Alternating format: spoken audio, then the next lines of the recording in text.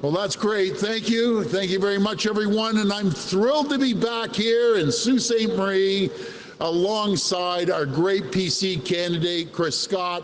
Chris, when I rolled into town, all I saw is your blue signs everywhere, so that's a good sign. Just keep putting them up. Chris, you've got big shoes to fill replacing Ross. Ross is a champ, but I can't wait to have you as part of our PC team down at Queen's Park. And I want to thank Michael and John from Algoma. And I see Kate, I never forgot you. Kate, she's one of the commanders-in-chiefs. And all the folks here behind me from Algoma Steel for hosting us today.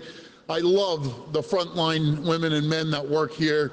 And sometimes, folks, you don't realize this is generational here, you know, from their fathers or their grandfathers. And this is home. And I'm going to have their backs. My friends, the Soo is a proud steel town. I know, I've heard about the threat of Donald Trump's tariffs to Ontario's steel industry. It's not just here in the Soo or across the north. I hear it in Hamilton, in Windsor, in London. I hear it in Brampton, in Oakville.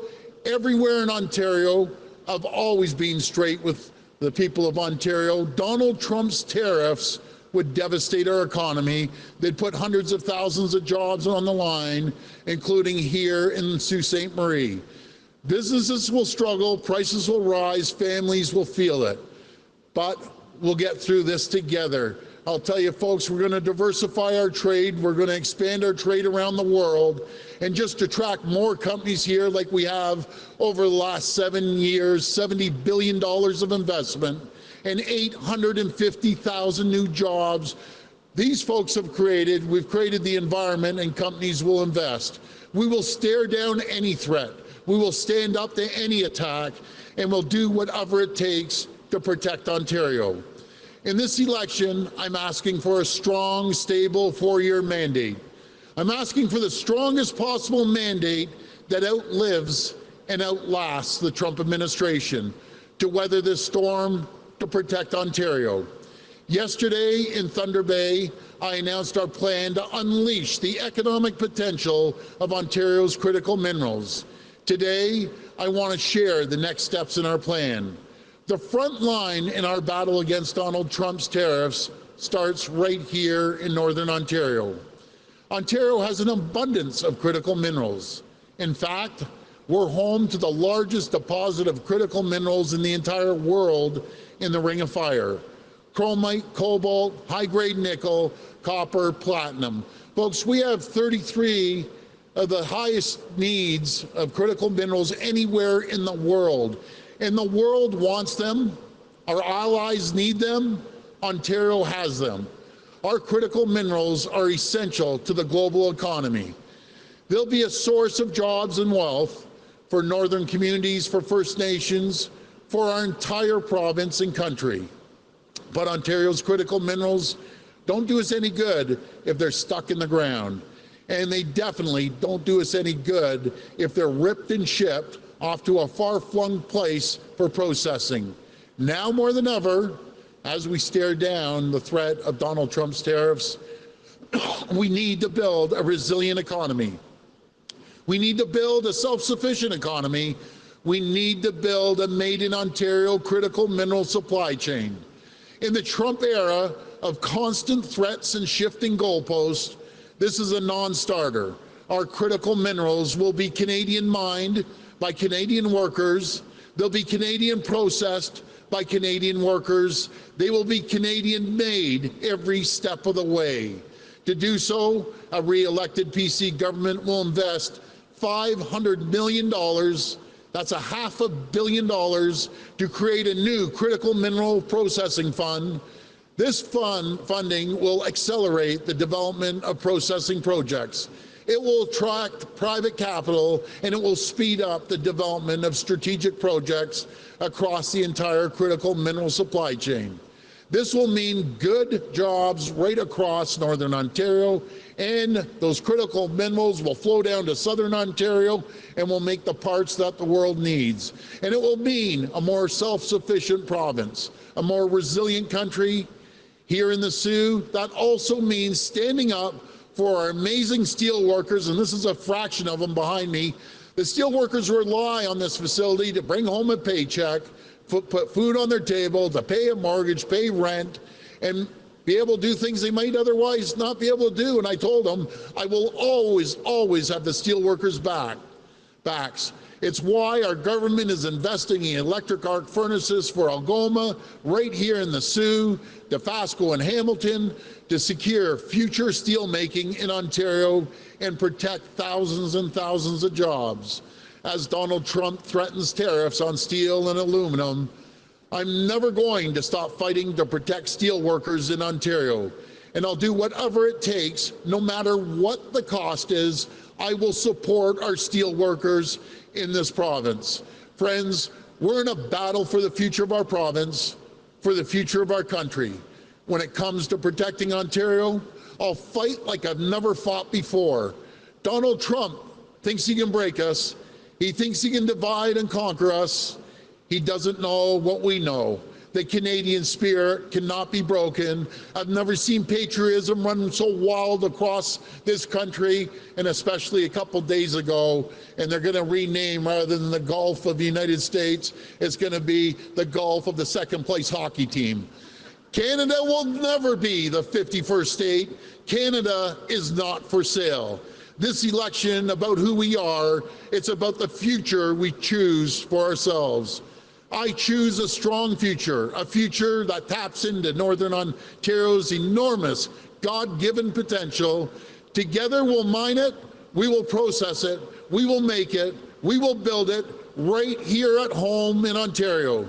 Together we will protect Ontario. I want to thank you, and may God bless the people of Ontario. Thank you so much. We will take questions from the media. Please come to the mic and state your name and outlet. Just a reminder, it's one question and one follow-up. First question. Mr. Ford, you talk about having the steelworkers back. If the tariffs come in from the American government, what is your government, if you're re-elected, what is your government going to do to help Algoma Steel face those tariffs? Yeah, great question. I'll tell you one thing, I don't know the exact details on these tariffs or if they're going to come in. I know he talks a lot, but we'll see what happens. But I'll give these people my word. I'll give the people of Sault Ste. Marie my word, and Hamilton, anyone who makes steel. We will do whatever it takes to protect their jobs. Simple as that. And I don't care about the cost. We can make up the cost down the road because I have confidence in the people right here in Algoma and other steel manufacturers around Ontario. Mr. Ford, you called the election to fight the tariffs, and you don't have a plan. When do you expect to have that plan in place? We have a strong plan for the tariffs. Well, you don't have a plan without seeing what they're going to come at us. We have a strong plan to reinvest into the people, into jobs. We've shown that we've invested into Algoma with the electric arc furnaces, and we're going to continue to invest in the people. We have the greatest people in the entire world, the greatest sub-sovereign nation anywhere in the world, right here. We're an economic powerhouse. Let's go back 7 years ago when there was 300,000 jobs being chased out of this province. Today, as I said earlier in my speech, there's over 850,000 more people working today than there was 7 years ago. We're going to create the environment and conditions for companies to come here and invest into the people, into companies, and we've seen over $70 billion of investment. The good news is, you know, I talked to Vic Fideli the other day, my Minister of Economic Development and Trade that flies all around the world. There's a potential of $70 billion more we're looking at for this year. Could these tariffs affect it? Yes, but we can compete against anyone. And the reason we can compete is because of the people. We have the greatest people, and we also have the greatest colleges and universities, graduating over 70,000 STEM graduates, science, technology, engineering, and math, coming out of our colleges and universities every single year. No one in North America can do that. We are the greatest nation in the entire world, bar none, over anyone. Good day, Mr. Ford. It's Charlie Pinkerton from the Trillium here. Hey, Charlie, it's nice you flew up here to see me. I actually drove. It's about 16 hours just to ask you a few questions. Okay, let her rip, buddy. Wouldn't trade it for the world. You've promised so far in the North billions in new spending. There's going to be billions in new spending for the 401 tunnel that you've promised. Yep. I know you're not a taxes guy, so yes. How are you going to pay for all of the promises that you've made? Oh, Charlie, great question. See, the Liberals and NDP, they believe in one thing: they tax you to death. Do you know, Charlie, that this terrible carbon tax, the worst tax ever on the backs of Canadians, Algoma pays $6.4 million on tax. Imagine what they could reallocate to their workers or to research or investment in infrastructure. So first of all, that's up to the federal government. But I'm going to tell you a little story here. When we came into office, the revenues were $150 billion. Okay, there's 150 billion, remember that number. We are now up to $214 billion. That's $64 billion more in revenues because we created the environment, because there's 850,000 more people paying taxes that weren't before. There's $70 billion worth of investment that are paying taxes that they weren't paying before. I believe in growing revenue. And the magical thing about that, Charlie, is that we've never, ever raised a tax. We actually reduced the burden of taxation off the backs of companies $8 billion a year. And I drove by some gas stations. The gas is pretty expensive here. Just imagine if we didn't get rid of the 10.7 cents a liter on gas. It'd be another almost 11 cents. But again, let's go back to the carbon tax. April the 1st, it's going to be 20 cents a liter. You know, folks, just imagine if we could get rid of that 20 cents from the federal government, and then we'd be a little more competitive because that affects everyone. We got rid of the tolls on the 412, 418. We got rid of the tolls on the last 44 kilometers, saving people $7,200. And the one fare is saving people $1,800. All I believe in giving back people money. Now, the difference between ourselves and the Liberals and the NDP are very simple. Last year, we saw $3 billion more of revenues come up to the government. Well, right away, the Liberals and NDP and most governments and most politicians believe it's their money. It's not their money. These hardworking women and men paid that tax. The least thing we could do is give them that money back, $200, because that stimulates the economy. It may not seem a lot, but I'll tell you one thing, as simple as going out for dinner, buying your kids a pair of sneakers, doing something you might otherwise not be able to do. The taxation is not the government's money. It's the people's money. And we're going to give it back to the people. That will stimulate the economy. That's $3 billion going into the Ontario economy. All right, and there's a law in Ontario, the Lobbyist Registration Act, that I believe 4 years ago was by law supposed to be reviewed. Your government promised in the heat of the Greenbelt scandal about a year and a half ago that it would finally start that review, and it's never happened. If you're reelected, will you start that review, and if so, when? Sure, we'll look into it, Charlie. But I can tell you, the most important thing right now for Ontarians and Canadians is survival, is the cost of living, is the economy. Am I going to have a job, 4 months from now? I'll tell you one thing, if the PC government gets elected, not only are you going to have a job, we're going to have more jobs because we're going to compete against the world. When it comes to the critical minerals, when all the rest of the world, including Donald Trump, is saying invest $1 billion and I'll get permits in a year, our federal government at the Ring of Fire has been holding this up for 20 years. 20 years. So the game's going to, the rules of the game are going to change. They're going to change to benefit the people of Ontario. We're going to make sure we get the shovels in the ground to get those critical minerals out, get them processed here and get them shipped out around the world. That's what we're going to do. We're not going to be waiting around for this, for that, dilly-dallying along for 20 years as the Americans will be eating our lunch. So the high-grade nickel, let me tell you about the high-grade nickel. High-grade nickel, people think nickel's nickel, it's not. High-grade nickel coming out of Sudbury, which I'll be there this afternoon. The Americans, 50% of their nickel they're using is coming from Sudbury. So, you know something, we have a lot of critical minerals that they need. We have no problem selling it to them, but it's going to be a challenge if they try to put tariffs on us. It's not going to be good. It's not going to be good for us, but I'm going to make sure it's not going to be good for them either. Good morning, Mr. Ford. Corey Nordstrom, CTV News. Hey, Corey. With 10,000 people without a doctor in Sault Ste. Marie, regular ER closures in the town of Thessalon, what would 4 more years of a progressive conservative government do to address specific issues in healthcare on the north. So when that one doctor left, I heard the whole story. We brought in 2 health teams to make up for that. We also hired Dr. Jane Philpott, Canadian renown. We're going to connect every single person in Ontario over the next 4 years with a family doctor or a primary caregiver, I should say.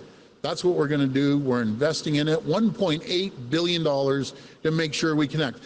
Let me tell the folks, in the whole country, we have more people connected to primary care than any other province in the country. Is it good enough? It's not good enough. We're at 90% people connected. That 10%, when you have 16 million people, that's a big number, 10%. But we're going to close that gap. We're going to invest in it. We're hiring new doctors. We've hired over 15,000 new doctors, 100,000 new nurses, 30,000 nursing students are in our colleges and universities that are going to be graduating. We're building new hospitals. We're building new medical universities. Actually, we're adding more seats right in the north here as well. We're paying for their education, the nurses and the docs. So we're full steam ahead. You know what's a shame? We shouldn't be in this position because the previous government, they cut medical seats, they fired nurses, they didn't build hospitals. We're building 50 new hospitals, $50 billion around the province. Per capita, compared to each of the other provinces, the Progressive Conservative government has underfunded healthcare significantly when it's compared. I'll tell you what. Why is it taken so long to get to this point, and why was nothing done to avoid the problem that we're seeing today in Northern Ontario? Wow, I thought I just explained it. I'll do a quick one right now. So investment in healthcare has increased more than ever in the history of Ontario, $33 billion more. At one time, it was $50 billion. Just over the last 7 years, we've increased it to $85 billion. Can we do better in the health area? 100%. We need to streamline things. I'll give you an example. When I talked to emergency doc the other day, he told me, Doug, I said, why is there a lineup emergency doc? He says 50% of the people shouldn't be in here. You got a little scrape on your knee or whatever, they should be at a clinic down the street.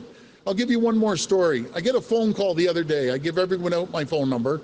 I get a phone call a little while back.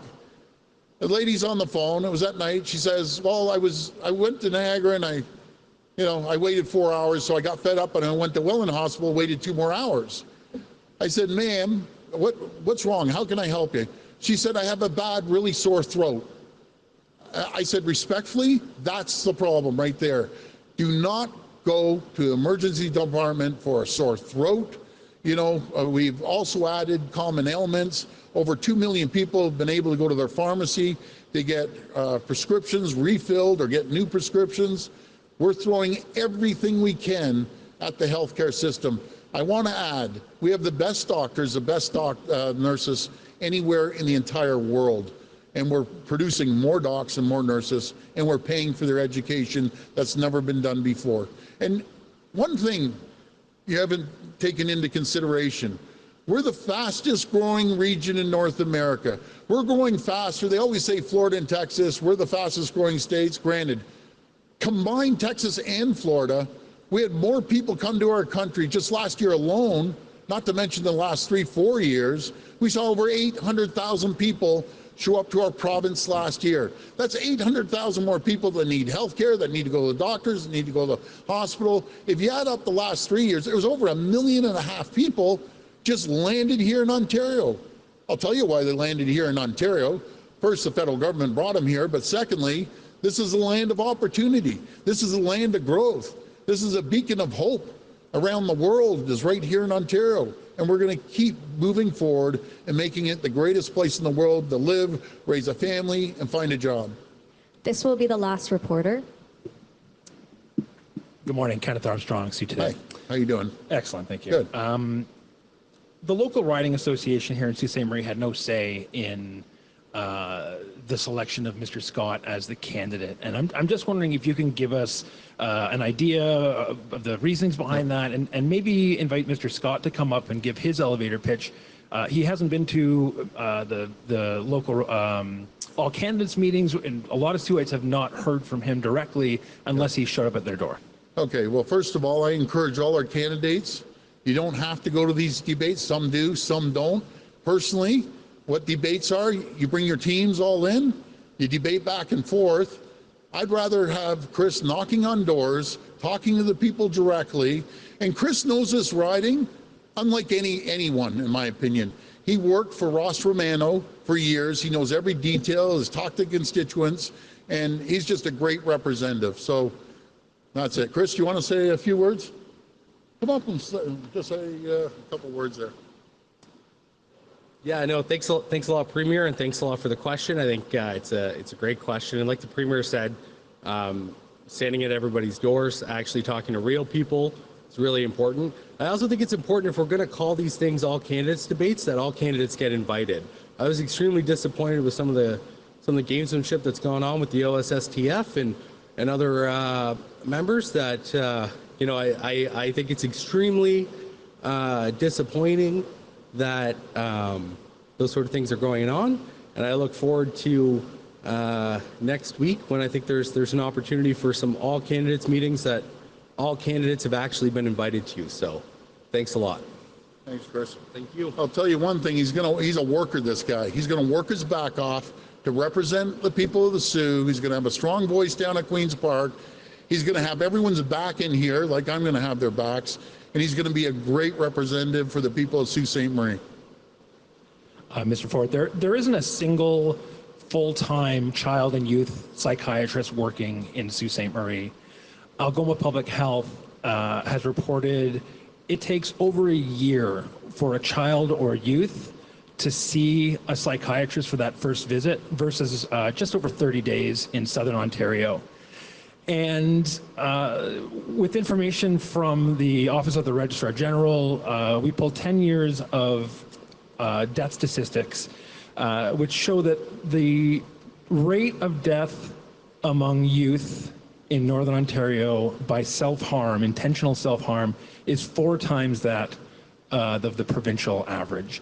Why is there such a disparity, and what will the Ontario PC government do to change that? Well, any youth that may take their lives, it's terrible. It's heart-wrenching, and it affects a lot of people, youth and adults, about mental health. We're putting $3.8 billion into mental health. Again, it's never been done before. We have a dedicated minister, Minister Michael Tabolo. I should say Dr. Michael Tabolo is leading the way. There's been more funding put into mental health and addiction than ever before. I want to try to help people. I want to get them back on their feet. I want to make sure that they have an opportunity in life. But we're going to continue investing into mental health and addiction in a big way.